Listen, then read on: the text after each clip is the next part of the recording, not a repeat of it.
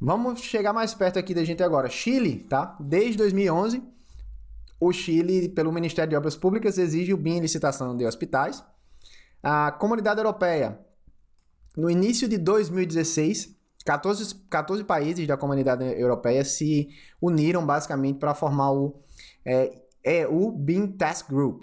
O que é isso? É basicamente uma organização formada por esses 14 países para o desenvolvimento de incentivos à implantação BIM de forma macro, né, para a União Europeia.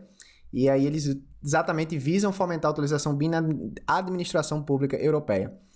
Reino Unido, nosso querido Reino Unido, que falamos na última aula sobre níveis de maturidade BIM, que é exatamente quem meio que definiu aquele nível BIM nível 0, 1, 2 e 3.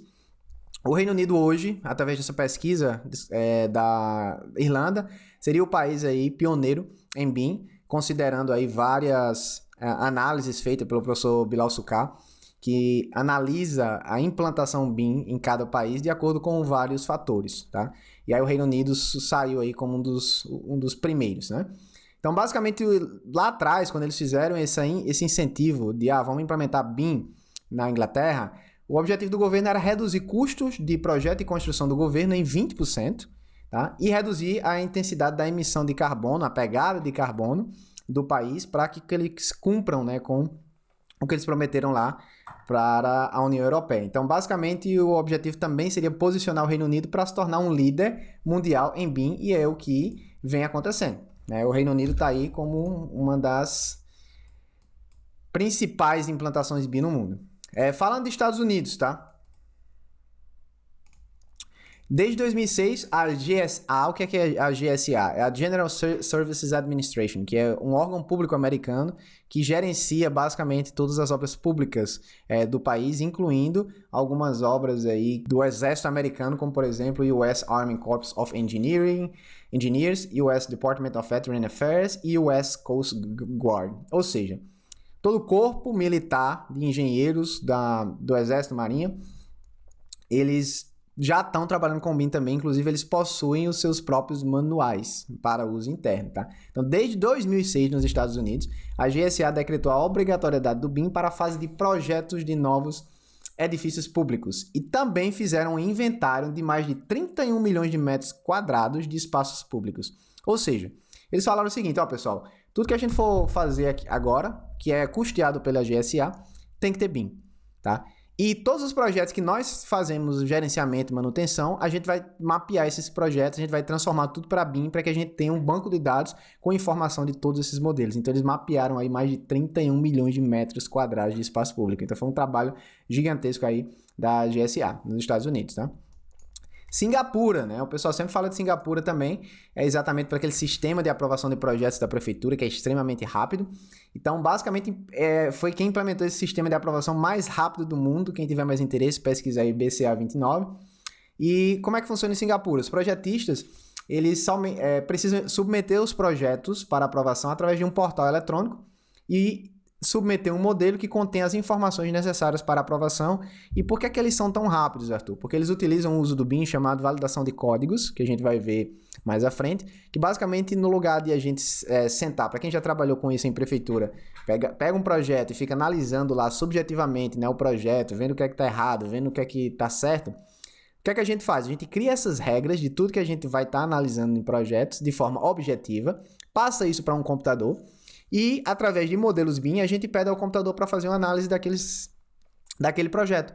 E aí o computador vai dizer, olha, esse projeto passou em todas essas etapas, essas regras, essas normas, ou essas ABNTs, por exemplo, as NBRs, né? Só que isso aqui deu errado. E aí, basicamente, o projetista, o fiscal, né, da prefeitura lá de Singapura, só vai analisar e mandar de volta para o cara dizendo, olha, deu tudo certo, agora você tem que corrigir só isso aqui. E isso é feito em segundos, porque quem faz isso é um computador. O computador tem uma velocidade de processamento muito mais rápida do que um ser humano.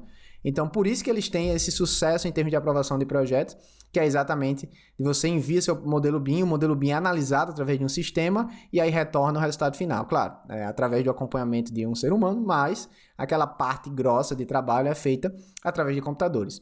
Como é que funciona isso nas nossas prefeituras do Brasil? Vocês devem já ter um entendimento da realidade, né? Às vezes a gente envia uma documentação, aí volta. Tem que alterar o recuo aqui dessa etapa. Aí você faz a alteração do projeto, manda para a prefeitura de novo, aí eles mandam de volta. Pronto, agora precisa ajeitar a inclinação do telhado. Então, assim, nunca é enviado, ou é dificilmente enviado, todas as informações que precisam ser alteradas. E aí você fica nesse processo iterativo, né? Manda para a prefeitura, volta, manda para a prefeitura, volta. E aí, dependendo do fiscal que você pega, dependendo do processo, aí isso acaba sendo um processo bem doloroso, né? E aí a ideia é que assim, o mundo venha a copiar o que Singapura fez e utilizar esses sistemas de validação de códigos para que a gente possua uma melhor velocidade de aprovação de projetos. Então vamos utilizar a tecnologia ao nosso favor. Okay? Falando da Austrália, né, que é o país que eu estou aqui recentemente, a Austrália ela tem um bom incentivo em BIM, assim, as principais empresas, as grandes empresas, principalmente nos grandes centros, eles têm um nível de adoção BIM muito bom. Tá? O pessoal está bem preocupado com isso, mas em termos de requerimentos, exigências, ainda não tem muita coisa mapeada. Em New South Wales, que é um dos estados aqui da Austrália, né, exige-se o BIM em projetos de mais de 30 milhões para a parte de saúde, né, hospitais. E aí tem-se um guia formado pela NatSpec, tem o Australian and New Zealand Revit Standards, que são standards para Revit, que é um material muito bom, que a gente vem utilizando. Eu posso mostrar futuramente isso para vocês, quando a gente começar a trabalhar após a modelagem, né, na parte de documentação. E é um país que tem também um grande potencial, porque é um país relativamente novo, né? A Austrália é um país muito novo, então tem muita coisa a ser desenvolvida aqui.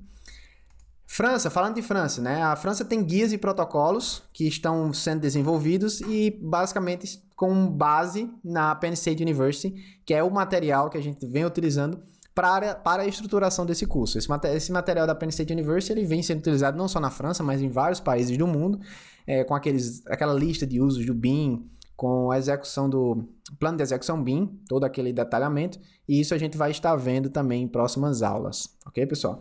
Então, basicamente é isso. Alguns países aqui, os principais, que eu gostaria de mencionar: Brasil, França, Austrália, Holanda, Singapura, Coreia do Sul, Finlândia, Dinamarca, Noruega, Reino Unido, Estados Unidos, Chile e a Comunidade Europeia, né, através do BIM Task Force. E só voltando aqui para os nossos slides, para a gente complementar esse trabalho, essa é uma imagem que vocês vão encontrar nesse material que está em anexo, que mostra aqui quais são os países que possuem Open BIM Standards já implementados, que é exatamente aqui a Noruega e a Áustria. Alguns países em que esses BIM mandates, ou seja, essas regulamentações BIM, já estão em place, né? Ou seja, já estão em vigência, como o Reino Unido, Suécia, Finlândia, Rússia, Dinamarca, Coreia, Hong Kong, Austrália, Singapura, Dubai e Estados Unidos. Países em que essas exigências futuras já foram fixadas, que vai acontecer, como Escócia, França, México, Peru, Chile e Catar. E alguns países onde existe algo planejado para BIM, mas ainda não está definido, como Canadá, Portugal, Espanha, Holanda, Alemanha, Japão e China. E aí os países que não possuem requerimentos BIM, isso aqui lembrando que é de 2017. Então a gente tem aqui Suíça, Bélgica, Itália, República Tcheca, Nova Zelândia e o nosso Brasil. Então, de 2017 para cá, muita coisa mudou no Brasil. Como eu falei, isso aqui a gente está trazendo um estudo completo que foi feito, mas as coisas estão mudando diariamente, né? Então, no Brasil, apesar da gente ainda não ter um mandate a nível nacional, não existe nada ainda dizendo, olha, tem que ser assim, precisa seguir essas regras, já existem alguns incentivos pontuais, como eu falei, do governo de Santa Catarina, algumas instituições públicas, e isso vem evoluindo bastante. Estou deixando também um material de leitura aqui anexo a essa aula. Exatamente, foi um post que nós fizemos na BIM Expert sobre BIM no Brasil e no mundo, que resume um pouco aí do que a gente já falou, né? Aqui é só algumas imagens a mais. E aqui esse é um material aí do Wilton Catalani, eu acho que foi fornecido pelo Thiago Ricota aí, quando a gente estava fazendo a pós-graduação do IPOG, e eles mostram exatamente os manuais, alguns dos manuais que existem aí no mundo com relação a BIM. Então, olha só, Estados Unidos, os caras são fera nisso, né? Ohio, Georgia, Wisconsin, Santo Antônio, New York, né? Tem um BIM Guideline para a Prefeitura de Nova York. Tem o VA-BIM, tem NBIMS, o AIA, que é o Instituto de Arquitetos da América, GSA, Penn State University, Georgia, South Carolina, Indiana, San Diego, Texas University, tem muita informação. No Brasil, a gente tem a NBR 15965, que está em desenvolvimento ainda, que desde 2011, né, está em vigor, que é basicamente com relação à classificação dos materiais. E aqui temos outros manuais, outros BIM mandates, que vêm sendo utilizados no mundo, como o NATSPEC aqui na Austrália, o NZ BIM Hub, Singapura, Alemanha, COBIM e muito mais. Então tá aqui só uma lista para vocês entenderem o que é que vem acontecendo no BIM, acontecendo no mundo com relação ao BIM, e a gente se vê na próxima aula. Se você tem interesse em algum país específico, não deixe de ler esse material que eu mandei para vocês, pesquisa tudo sobre aquele país, vê o que é que está acontecendo lá, e aí à medida que a gente for evoluindo, a gente vai sempre mencionando algum desses documentos novamente, porque a gente vai estar voltando aqui para trabalhar com o material da Penn State University, a gente vai voltar para trabalhar com o material do COBIM, e a gente vai usar alguns desses materiais como referência. Como já dizia um professor meu, na vida nada se cria, tudo se copia, né? Então não adianta a gente criar o que já existe, não vamos inventar a roda.